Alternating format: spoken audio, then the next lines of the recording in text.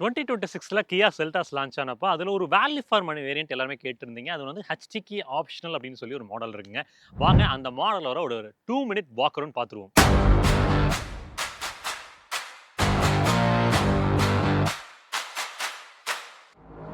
Engine options அப்படின்னு பார்க்கும்போது ஒரு 1.5 litre 4 cylinder natural aspirated petrol. அது வந்து ஒரு காமன் மேனுக்கு ஒரு அக்கேஷனல் யூசேஜ்க்கு பயன்படுத்தலாம்.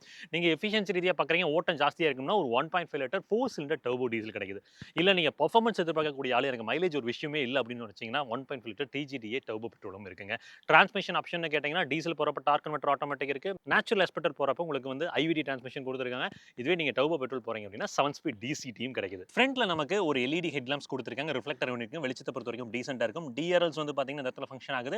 இண்டிகேட்டர்ஸ் பொறுத்த வரைக்கும் ஒரு ஹாலஜன் பல்ப் தான். 200 கிரவுண்ட் கிளியரன்ஸ் அப்படின்றது கிடைக்குது. ப்ரீவியஸ் மாடல்ல 190 கிடைச்சது குறிப்பிட வேண்டிய விஷயங்க. ஃப்ரண்ட்ல பார்க்கிங் சென்சார் அப்படின்றது ஹெச்டிகே ஆப்ஷன் மாடல்ல கொடுத்திருக்காங்க. சைட் ப்ரொஃபைல் வரப்ப பிட் லென்த்தியா உங்களுக்கு தெரிவதற்கான காரணம் பிளாட்ஃபார்ம் இம்ப்ரூவ் பண்ணிருக்காங்க. குளோபல் K3 பிளாட்ஃபார்ம்க்குள்ள போயிருக்காங்க. Hyundai Kia'வோட K2 பிளாட்ஃபார்மை டிச் பண்ணிட்டு உங்களுக்கு ஸ்ட்ரக்சரலா அப்டேட் ஆகியிருக்கு. உங்களுக்கு சேஃப்டி ரீதியா வந்து பாத்தீங்கன்னா ஒரு 5 ஸ்டார் என்கேப் ரேட்டிங் வாங்கக்கூடிய ஒரு ப்ராடக்ட்டா தான் இருக்கும். ரியல் லைஃப் ஆக்சிடென்ட்ஸ்லயும் பெட்டரா தாங்க பெர்ஃபார்ம் பண்ணும். இங்க அலாய் வீல்ஸ் கிடைக்குதான்னு கேட்டீங்கன்னா உங்களுக்கு petrol manual 1.5 litre natural aspirated petrol manual தவிர மீதம் எந்த மாடல் போனீங்கனாலும் உங்களுக்கு 17 இன்ச்ல அலாய் வீல்ஸ் கிடைக்கும். பெட்ரோல் மேனுவல்ல மட்டும் உங்களுக்கு 16 இன்ச்ல ஸ்டீல் வீல்ஸ் கொடுத்திருப்பாங்க. Electronically adjustable ORVM with auto hold ஃபங்க்ஷனும் கொடுத்திருக்காங்க. கூடவே ஒரு பானோராமிக் சன்ரூஃப் கிடைக்குது. இது மட்டும் இல்லாம ரியர்ல 447 லிட்டர்ஸ் ஆஃப் பூட் ஸ்பேஸ் கொடுத்திருக்காங்க. நல்ல தாராளமான ஒரு பூட் ஸ்பேஸ் இருக்குங்க. ஸ்பேர் டயர் பொறுத்த வரைக்கும் 16 இன்ச்ல போயிருக்காங்க. ஒரு சின்ன கம்ப்ரமைஸ் பூட்ஸ் லைட் கிடைக்குது. ரியர்ல நமக்கு 60-40 ஃபிளிட் அப் கொடுத்திருக்காங்க. 3 பேர்த்துக்கும் அட்ஜஸ்டபிள் ஹெட் ரெஸ்ட், ஒரு ஆர்ம் ரெஸ்ட் அப்படின்றதுமே கிடைக்குது. லெக் ஸ்பேஸ், நீ ஸ்பேஸ் அப்படின்னு பாத்தீங்கன்னா ரியர்ல தாராளமான ஒரு ஸ்பேசிங் இருக்கு. உங்களுக்கு அண்டர் தி சப்போர்ட் மட்டும் கொஞ்சம் என்ஹான்ஸ் பண்ணியிருந்தா நல்லா இருந்திருக்கும் அப்படின்னு தோணுதுங்க.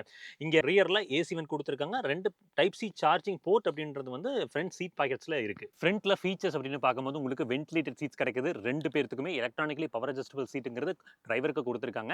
க்ரூஸ் கண்ட்ரோல் போட்டிருக்காங்க.